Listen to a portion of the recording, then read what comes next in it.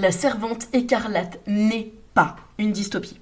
Oui, je sais, elle est presque toujours présentée comme une dystopie, et c'est une erreur de lecture. Pas parce que le livre ne serait pas politique, il l'est profondément, pas parce qu'il ne serait pas un avertissement, j'espère que ça fait bien peur à tout le monde, pas parce qu'il n'y aurait pas dans son dispositif une projection vers le futur, elle y est clairement.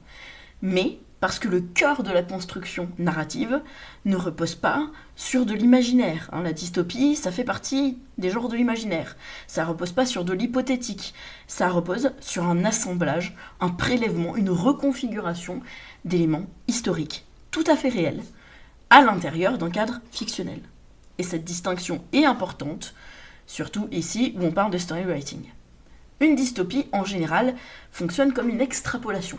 On part du présent, on pousse certaines logiques plus loin et on produit un futur possible. Là, la mécanique est différente. Margaret Atwood a expliqué à plusieurs reprises qu'elle s'était imposée une règle simple. Ne rien écrire dans ce roman qui n'ait pas déjà existé quelque part dans l'histoire humaine. Autrement dit, Gilead n'est pas un monde inventé, c'est un monde recomposé. Et si l'on prend cette règle au sérieux, la classification du livre comme dystopie devient trompeuse. Presque absurde, mais en tout cas trompeuse. Parce qu'elle attire notre regard du mauvais côté. Elle nous pousse à lire le livre comme un futur redouté, alors que sa matière première est avant tout historique. Et elle nous invite à nous demander « et si ça arrivait ?» Là où le livre nous met en réalité face à la question « où cela a-t-il déjà eu lieu ?» Et c'est ça qui devrait nous intéresser aujourd'hui. Pas seulement dire que la Servante écarlate s'inspire de faits historiques, mais montrer que cette dimension historique n'est ni un détail, ni une influence secondaire, pas même un arrière-plan. C'est le moteur même de son storywriting. Aujourd'hui, on va donc analyser le livre, pas comme une dystopie, mais comme une fiction historique. Une fiction historique déplacée, montée d'une manière qu'elle se donne les apparences du futur, alors qu'elle travaille en réalité la mémoire du passé. Et pour le démontrer, je vais reprendre de manière transparente les faits historiques. Parce que ce qui est frappant avec la Servante écarlate, c'est que plus on regarde précisément les éléments de construction, moins on a affaire à une invention et plus on voit apparaître le passé. Quand on parle de storytelling et storywriting, il faut toujours commencer par la promesse implicite de l'œuvre. Qu'est-ce que le récit nous demande de croire sur sa propre nature ? Quel contrat narratif nous propose-t-il ? Dans quelle catégorie nous invite-t-il à le ranger ? Dans le cas de la Servante écarlate, le classement en dystopie induit une idée très précise, celle d'un futur inventé pour nous mettre en garde. Or, Atwood, elle, pose une contrainte de création qui relève presque du travail documentaire. Elle ne dit pas « je vais imaginer le pire », elle dit en substance « je vais construire un monde à partir de choses qui ont déjà été faites ». C'est très différent, parce que dans le premier cas, l'effet principal est spéculatif, dans le second, il est archéologique. On ne projette pas, on exhume. Et ça change la nature profonde du texte. Ce que fait Atwood, ce n'est pas simplement prendre une inspiration ici ou là, ce n'est pas parsemer son univers de quelques références historiques pour le rendre crédible. Elle construit Gilead comme un système de synthèse. Elle prélève une pratique ici, une structure juridique là, une forme de contrôle religieux ailleurs, un dispositif de surveillance reproductive dans un autre contexte, puis elle mélange le tout dans un seul régime. Le résultat ressemble à une dystopie parce que tout y est concentré, mais la matière elle-même n'est pas dystopique au sens d'inventer, elle est historique.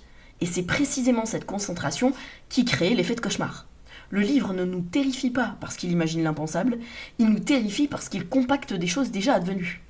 Autrement dit, la peur ne vient pas par la nouveauté, elle vient de la reconnaissance, même lorsque le lectorat ne sait pas encore ce qu'il reconnaît. Et c'est là que son storytelling est très fort. Gilead semble extrême parce qu'il rassemble dans un seul espace narratif des dispositifs que l'histoire a déjà répartis sur des lieux, des époques et des populations différentes. Le roman produit donc un effet de fiction total à partir de matériaux non fictifs. Et c'est pour cela qu'à mes yeux, parler simplement de dystopie est inexact, parce que le mot masque le procédé narratif essentiel du livre. Commençons par un des éléments les plus célèbres, la cérémonie. C'est probablement l'un des dispositifs les plus marquants dans l'imaginaire collectif. La servante est tenue par l'épouse pendant que le commandant a un rapport sexuel avec elle afin de produire un enfant. Le tout dans un cadre ritualisé, religieux, institutionnalisé. Présenté comme cela paraît relever d'une imagination particulièrement glaçante. Sauf que là encore, la logique n'est pas inventée. Elle est biblique. Elle renvoie très directement à la Genèse et plus précisément à l'histoire de Rachel, Jacob et Bila. Rachel, ne pouvant pas enfanter, donne sa servante Bila à Jacob pour qu'elle enfante à sa place. Et l'expression qui revient dans les traductions anciennes ou littérales, afin qu'elle enfante sur mes genoux, dit bien le mécanisme d'appropriation. L'enfant porté par la servante est intégré à la lignée de la maîtresse. Autrement dit, la structure fondamentale de la cérémonie existe déjà dans le texte religieux. Ce que fait Atwood, ce n'est pas inventer une perversion théocratique futuriste, c'est prendre un précédent scripturaire, le littéraliser, le ritualiser davantage et l'inscrire dans une société qui prétend s'ordonner selon des justifications bibliques. Et du point de vue du storytelling, c'est extrêmement cohérent, parce qu'un régime comme Gilead ne veut pas se contenter d'opprimer, et il doit se raconter à lui-même qu'il est légitime, produire une narration sacrée de sa propre violence. La cérémonie remplit exactement cette fonction. Elle ne sert pas seulement à organiser la reproduction, elle sert à envelopper la contrainte dans un récit moral supérieur. Et ce n'est pas simplement un viol institutionnalisé, c'est un viol narrativement justifié par une autorité antérieure. Et c'est très important, parce qu'un pouvoir tient rarement uniquement par la force. Il tient aussi par le récit qui rend cette force dissible, justifiable, presque pieuse. Atwood n'invente donc pas ici un dispositif scandaleux sorti de nulle part. Elle montre comment un texte préexistant peut être mobilisé pour donner un vernis de transcendance à un système de domination. Ce n'est pas de la dystopie au sens d'une idée sans précédent. C'est une réactivation narrative d'un matériau ancien. Mais le cœur du roman ne se situe pas seulement dans cette référence biblique. Il se situe aussi dans quelque chose de beaucoup plus concret et matériel, historique, l'exploitation reproductive. Les servantes ne sont pas simplement des femmes surveillées. Elles sont des femmes dont la fertilité est captée par le système. Leur corps devient une ressource. Et le parallèle historique majeur est celui de l'esclavage aux États-Unis. C'est probablement l'un des calques les plus directs du livre. Dans le cadre de l'esclavage américain, les femmes esclaves n'étaient pas seulement exploitées comme force de travail, elles étaient aussi pour leur capacité à produire des enfants. Leur fertilité avait une valeur économique. Chaque naissance augmentait le capital du propriétaire, puisque l'enfant naissait esclave. On retrouve ici quelque chose de central dans le roman, la réduction d'une femme à sa fonction reproductive au profit d'une élite. Et il faut être très clair sur ce point, quand on lit La Servante écarlate comme une pure dystopie, on risque de traiter cette idée comme une extrapolation terrifiante. Mais historiquement, elle ne relève pas de l'extrapolation, elle relève du déjà là. Dans certains contextes esclavagistes, des femmes étaient violées par leurs maîtres. Dans d'autres, on organisait ou encourageait des unions forcées afin d'augmenter la population servile. Le terme de breeding a existé. L'idée des femmes exploitées pour produire davantage d'êtres humains appartenant au système n'a rien d'un fantasme futuriste. Et là encore, du point de vue du storytelling, Atwood ne crée pas un système abstrait, elle synthétise une logique historique. La servante, ce n'est pas seulement un personnage de fiction, c'est une condensation narrative.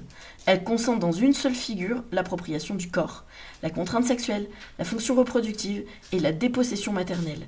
Autrement dit, si cette figure apparaît si forte symboliquement, c'est précisément parce qu'elle repose sur des structures qui ont existé. Le symbole fonctionne parce qu'il est historiquement chargé. Et ce qui rend ce parallèle encore plus frappant qu'il ne l'est déjà, c'est qu'il ne concerne pas seulement l'exploitation sexuelle ou reproductive en général. Il concerne aussi la question juridique de la filiation. Dans La Servante écarlate, la servante porte l'enfant, mais l'enfant ne lui appartient pas. Il est transféré à la famille dominante. La maternité biologique est dissociée de la maternité légitime. Là encore, on pourrait croire à une invention particulièrement perverse du roman. En réalité, cette logique renvoie à une règle juridique très précise de l'esclavage colonial américain, partus sequitur ventrem. Le principe est simple, l'enfant suit la condition de la mère.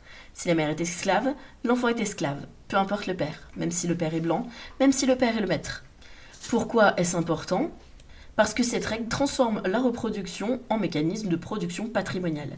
Le corps de la femme esclave devient un lieu où se fabrique de la propriété humaine. Et dans le roman, même si la logique juridique n'est pas identique à la lettre, la structure narrative est très proche. La femme qui porte n'est pas reconnue comme sujet parental plein, sa fonction est instrumentalisée, la filiation est reconfigurée selon les besoins du pouvoir. Ce que fait Atwood ici, ce n'est pas imaginer une monstruosité nouvelle. C'est déplacer dans une autre architecture politique une logique déjà présente dans l'histoire, celle d'une maternité confisquée par un ordre supérieur. Et c'est là qu'on commence à voir quelque chose d'essentiel dans le livre. Gilead n'est pas seulement un régime de violence, c'est un régime de traduction. Il prend des structures historiques existantes et leur donne une autre grammaire. Il les habille autrement, il les redistribue, mais leur colonne vertébrale est reconnaissable. Autre élément souvent perçu comme typiquement dystopique, la surveillance systémique de la fertilité. Dans Gilead, la reproduction devient une affaire politique totale. Le corps féminin est mesuré, contrôlé, évalué, mis au service d'un objectif collectif. Là encore, on pourrait croire à une projection extrême.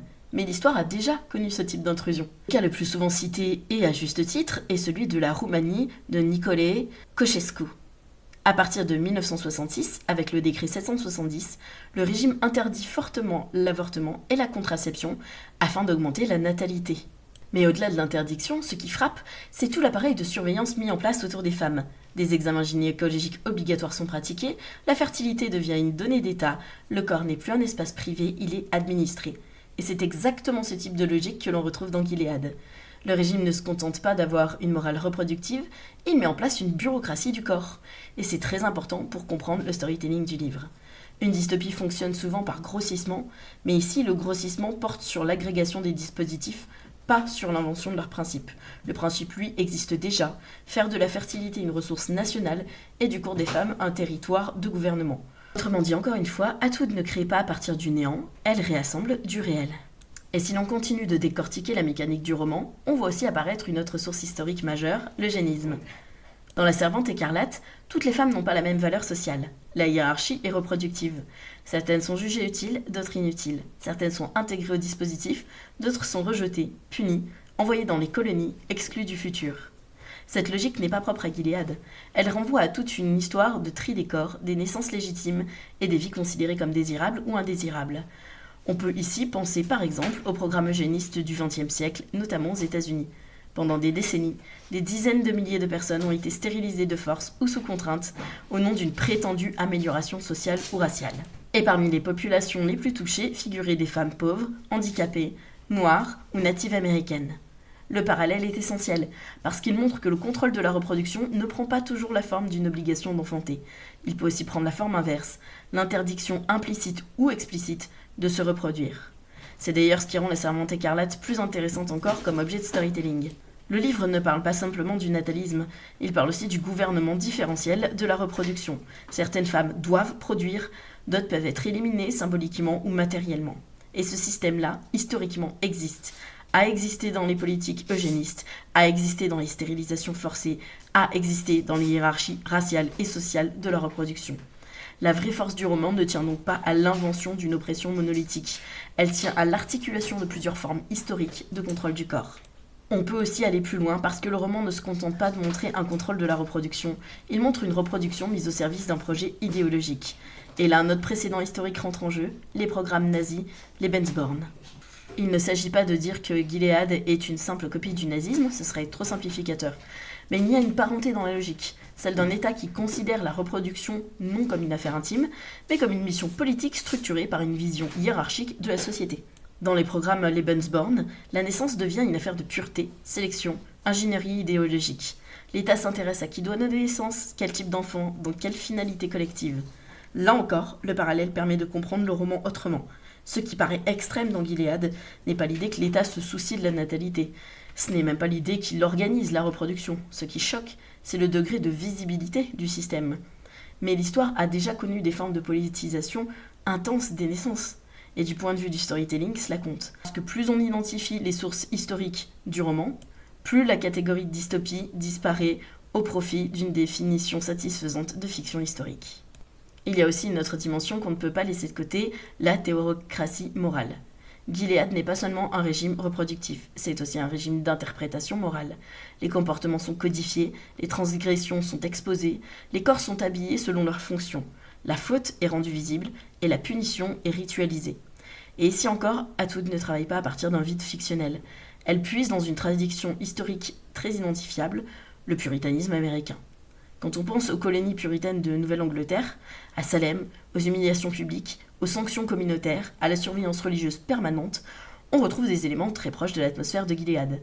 Il ne s'agit pas simplement de dire « il y a de la religion dans les deux cas », il s'agit de comprendre que le roman mobilise une mémoire culturelle américaine ancienne dans laquelle la morale publique, le contrôle des femmes, la lecture providentialiste du monde et la mise en scène de la faute sont déjà présents. Et cela relève aussi du storytelling. Un régime totalitaire ne tient pas seulement par l'armée, la police ou l'administration. Il tient par la scénographie morale qu'il impose au quotidien. Les costumes, les rites, les appellations, les interdits, les formules et même les exécutions publiques. Tout cela ne relève pas d'un simple décor. Ce sont des éléments de narration du pouvoir. Le pouvoir se met en scène, raconte son ordre, transforme ses violences en cérémonie. Et là encore, Atwood n'invente pas cette logique, elle la reprend à des formes historiques de théocratie morale et de surveillance communautaire. À ce stade, on peut voir se dessiner le véritable geste narratif dans La Servante écarlate. Atwood ne produit pas un futur à partir d'une seule tendance poussée à l'extrême. Elle condense plusieurs passés. La Bible pour la légitimation symbolique de la servante reproductrice, l'esclavage américain pour l'exploitation reproductive et la confiscation de maternité, le droit esclavagiste pour la structure juridique de l'affiliation instrumentalisée, la Roumanie de Ceausescu pour la surveillance étatique de la fertilité, l'eugénisme pour le tri des corps dignes ou indignes de se reproduire, les Lebensborn pour la natalité mise au service d'un projet idéologique, le puritanisme américain pour la théâtralisation morale de la domination. Quand on juxtapose ces éléments, on comprend mieux pourquoi le livre paraît à la fois plausible et cauchemardesque. Il paraît plausible parce que rien n'est inédit. Il paraît cauchemardesque parce que tout est réuni. Et c'est précisément cette réunion qui produit l'effet de lecture qu'on attribue ensuite à tort à la dystopie. Mais le cœur du mécanisme n'est pas l'invention, c'est un montage. On pourrait presque dire que le roman fonctionne comme un montage politique de l'histoire. Il prélève dans différentes archives de domination, puis les superpose pour révéler leur parenté structurelle. Et cela change profondément la manière de le lire. Parce qu'à partir du moment où l'on comprend ça, la peur suscitée par le livre n'est plus la peur abstraite d'un avenir hypothétique. C'est la peur beaucoup plus concrète de voir des formes anciennes revenir sous des habits nouveaux. Alors bien sûr, on peut continuer de dire que le livre a des traits dystopiques. Il se déroule dans un futur fictionnel, il propose une société totalitaire et fonctionne comme un avertissement. Mais c'est passer à côté de ce que son storytelling fait réellement, avec le danger de prétendre que c'est une œuvre de l'imagination. Ce mot crée un effet de distance et suggère qu'on se trouve devant un monde d'après, une bascule à venir, un risque futur lointain. Mais La Servante écarlate travaille précisément contre cette illusion de nouveauté. Le livre dit « Regardez comment cela pourrait advenir », mais sa matière historique dit en même temps « Regardez comment ça a déjà eu lieu ». Et cette tension est fondamentale. Si on insiste uniquement sur une dimension dystopique, on risque de neutraliser une partie de la charge historique du roman. On risque de le lire comme un scénario de catastrophe, là où c'est aussi une mémoire recomposée des catastrophes passées. Autrement dit, la classification en dystopie simplifie, voire efface le geste d'Atwood. Elle le rend plus vendable, plus immédiatement lisible, plus facilement inscriptible dans une tradition littéraire connue, mais elle est, pour moi, narrativement incorrecte. Parce que le roman ne se contente pas d'inventer. Il archive pour faire peur. Et ce n'est pas la même chose. Si je devais résumer l'idée centrale, je dirais ceci. La Servante écarlate n'est pas effrayante parce qu'elle invente un monde impossible. Elle est effrayante parce qu'elle assemble des mondes qui ont tous déjà existé. La Bible n'a pas été inventée pour ce livre. L'esclavage reproductif n'a pas été inventé pour ce livre. La maternité confisquée n'a pas été inventée pour ce livre. La surveillance de la fertilité par l'État n'a pas été inventée par ce livre. L'eugénisme n'a pas été inventé par ce livre. La politisation des naissances n'a pas été inventée par ce livre. Le puritanisme punitif n'a pas été inventé pour ce livre. Ce que fait Atwood, c'est les concentrer dans un seul espace narratif et montrer la cohérence qu'ils prennent une fois assemblés. Et c'est précisément pour ça que je trouve trompeur de ranger ce livre uniquement en dystopie.